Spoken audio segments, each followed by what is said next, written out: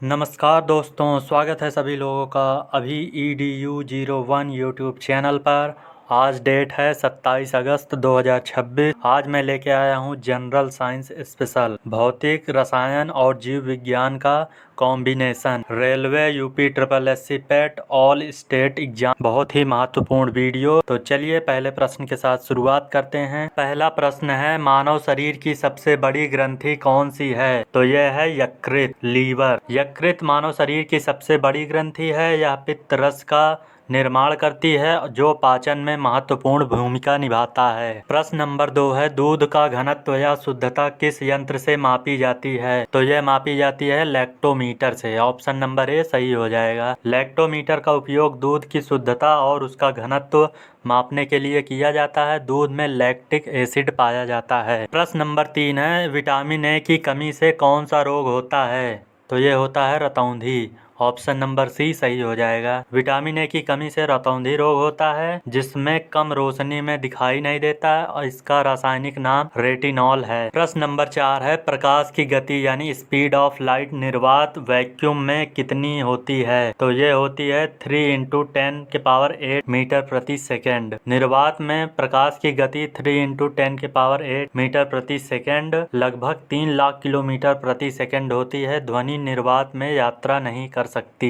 प्रश्न नंबर 5 है, सामान्य मनुष्य के रक्त का पीएच मान कितना होता है? तो ये होता है 7.4। ऑप्शन नंबर सी सही हो जाएगा। रक्त का पीएच मान लगभग 7.4 होता है जिसका अर्थ है कि यह हल्का क्षारीय प्रकृति होता है। प्रश्न नंबर 6 है, कोशिका सेल का पावर हाउस किसे कहा जाता है? तो ये कहा जाता है माइक्रोकॉन्ड्रिया को। ऑप्शन नंबर बी सही है। माइक्रोकॉन्ड्रिया में कोशिकीय श्वसन होता है और एटीपी के रूप में ऊर्जा उत्पन्न होती है, इसीलिए इसे कोशिका का पावर हाउस कहा जाता है। प्रश्न नंबर 7 है, पृथ्वी के वायुमंडल में नाइट्रोजन गैस की मात्रा लगभग कितनी प्रतिशत है? तो यह है 78%। वायुमंडल में सबसे अधिक मात्रा में नाइट्रोजन लगभग 78% पाई जाती है। इसके बाद ऑक्सीजन लगभग 21% का स्थान है इसका। प्रश्न नंबर 8 है, विद्युत बल्ब का फिलामेंट किस धातु का बना होता है? तो ये बना होता है टंगस्टन से।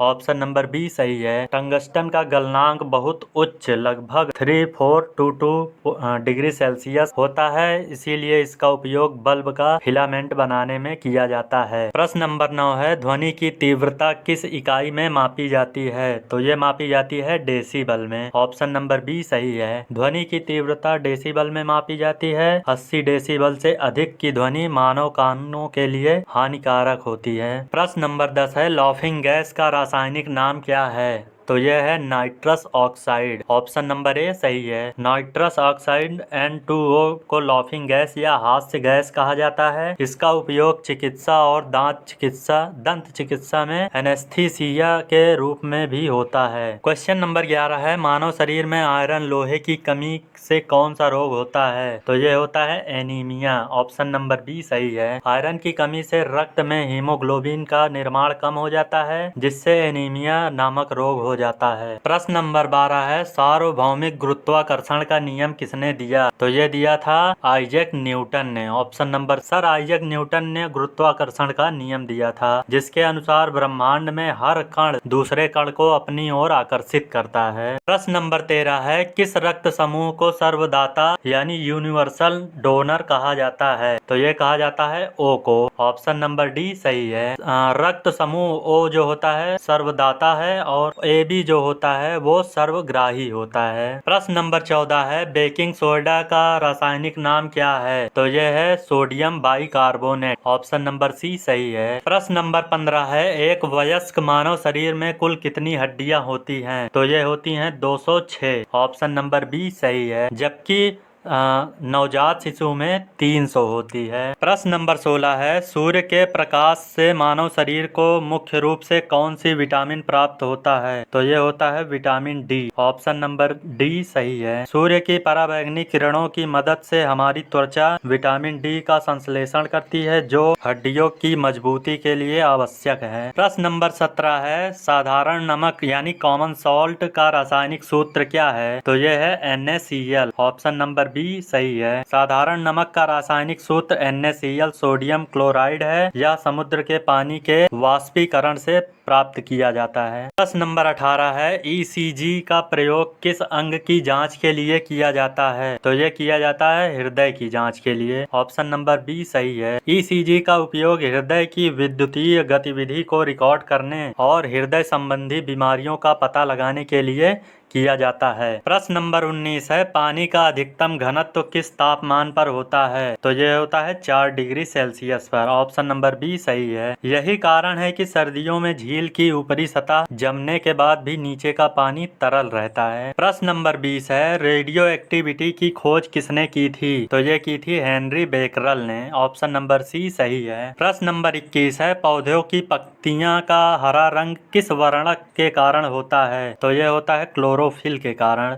ऑप्शन नंबर सी सही है। क्लोरोफिल के कारण पत्तियों का रंग हरा होता है। यह प्रकाश संश्लेषण की प्रक्रिया में सूर्य के प्रकाश को सोखता है। प्रश्न नंबर 22 है बायोगैस या गोबर गैस का मुख्य घटक कौन सी गैस है? तो यह है मीथेन। ऑप्शन नंबर सी सही है। बायोगैस में मुख्य रूप से मीथेन CH4 गैस होती है। लगभग 50 से 75% यह जैविक कचरे के अपघटन से उत्पन्न एक नवीनकरणीय ऊर्जा स्रोत है। प्रश्न नंबर 23 है दूरदृष्टि दोष को दूर करने के लिए चश्मे के किस लेंस का उपयोग किया जाता है? तो यह किया जाता है उत्तल लेंस का।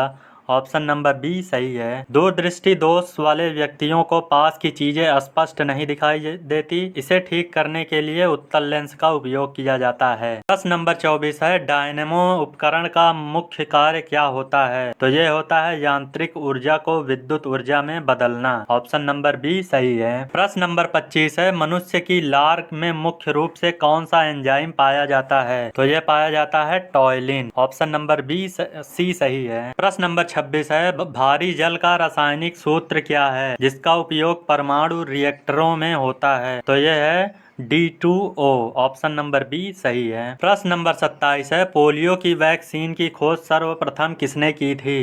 तो ये की थी जोनास सॉल्क ने। ऑप्शन नंबर सी सही है। प्रश्न नंबर 28 है वायुमंडल में ओजोन परत की मोटाई मापने की इकाई क्या है?